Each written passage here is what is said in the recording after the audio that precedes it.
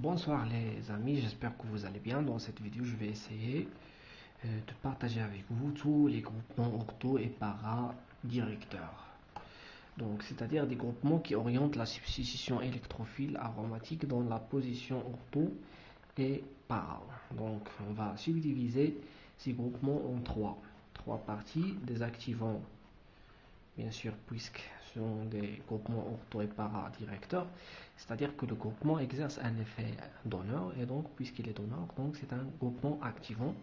Donc, on a trois types de groupements activants. Un activant fort et de groupements activants, des activants forts et des activants faibles, et des groupements, donc, un activant moyen, pardon, et un activant, des groupements activants faibles.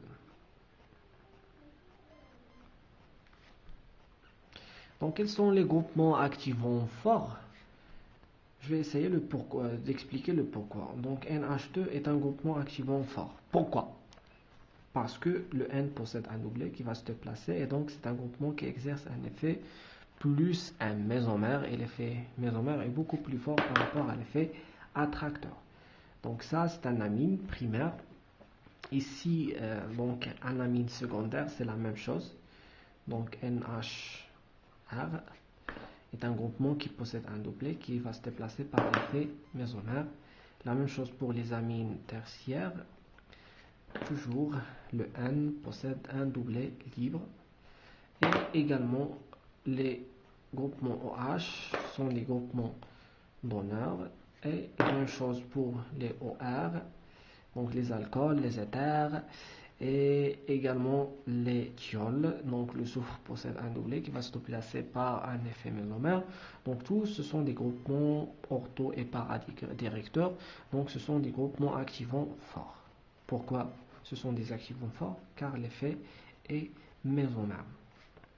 Donc des groupements activants faibles, par exemple l'alkyle, CH3 est un activant faible, c'est-à-dire qu'il stabilise les noyaux benzyliques par un effet donneur. Et la même chose pour le groupement phényl. Également, c'est un groupement activant, donc vous savez déjà, le phényl c'est comme ça. Donc le phényl c'est un groupement activant également.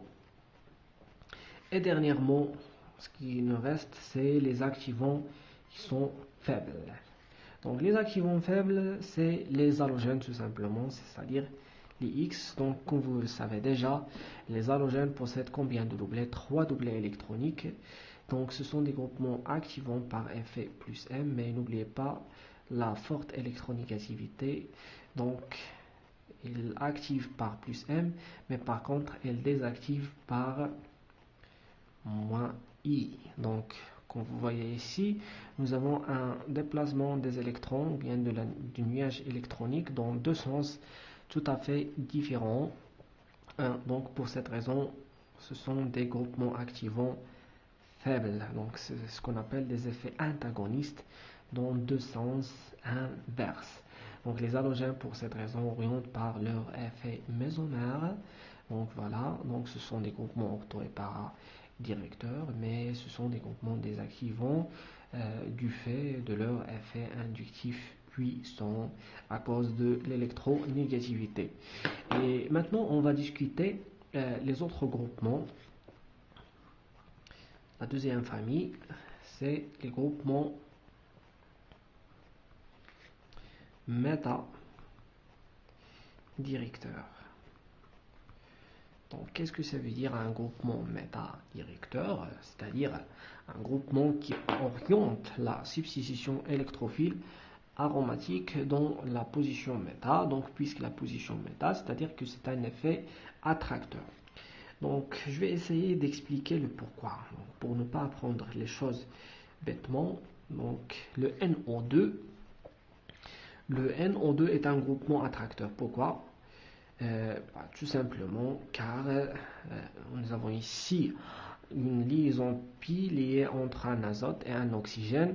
l'oxygène est beaucoup plus électronégatif, ce qui explique qu'il va attirer un nuage électronique vers lui, c'est-à-dire les électrons pi. Donc c'est un groupement qui exerce un effet moins M, et puisqu'il est moins M, donc c'est un groupement attracteur.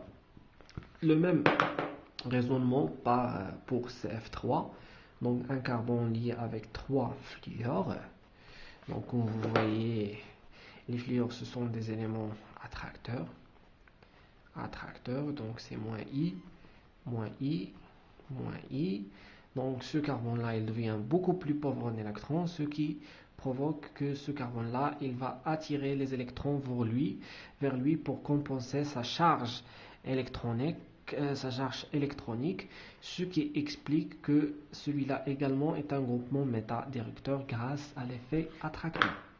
La même chose pour NR3, mais cette fois une charge positive. La charge positive augmente l'affinité électronique, en d'autres termes augmente l'électronégativité, donc ce qui explique que l'azote va attirer vers lui les électrons par un effet moins I. Donc pour cette raison, ce groupement-là est un groupement désactivant. La même chose, soit pour les acides, ou bien les aldehydes, ou bien les cétones, ou bien les esters. Donc tous ces 4 groupements-là, ce sont des groupements attracteurs. Pourquoi? Car comme vous voyez ici, nous avons un élément en commun, c'est le carbonyle, c'est-à-dire carbone doublement lié avec un oxygène. L'oxygène est toujours beaucoup plus électronégatif. Pour cette raison, donc, moins M, moins M, moins M, voilà, moins M. Donc tous ce sont des groupements attracteurs moins M. Pour cette raison, ils orientent dans la position méta. Le même raisonnement pour le groupement SO3H. Donc SO, le soufre, est un composé capable de former soit 2 liaisons, soit 4 liaisons, et également 6 liaisons, car il possède la sous-couche T dans sa couche externe. Mais ce qui nous intéresse ici, que l'oxygène, donc SO3H, voilà, c'est ça le SO3H. Donc comme vous voyez ici, nous avons un soufre lié avec un oxygène. L'oxygène est beaucoup plus électronégatif, ce qui explique que les électrons pi vont se déplacer vers l'oxygène car elle est beaucoup plus électronégative, donc ce qui explique qu'il va exercer un effet moins M. Le même raisonnement pour le groupement nitrile. Donc le groupement nitrile, nous avons ici les électrons pi qui vont se déplacer vers le N. Pourquoi le N? Car le N est beaucoup plus électronégatif, ce qui explique que ce sont tous des effets attracteurs mésomères. Pour cette raison, ils désactivent les noyaux benzyliques et donc ils vont orienter la substitution électrophile aromatique dans la position méta. Voilà. Donc, merci de votre attention. Si vous avez des questions, n'hésitez pas de les poser dans les commentaires. Merci d'avoir partagé la vidéo avec vos collègues. N'oublions jamais que la connaissance se développe spontanément lorsqu'il est partagé. Et comme il a dit Monsieur Bouddha, le bonheur ne diminue jamais lorsqu'il est partagé. Courage à tout le monde.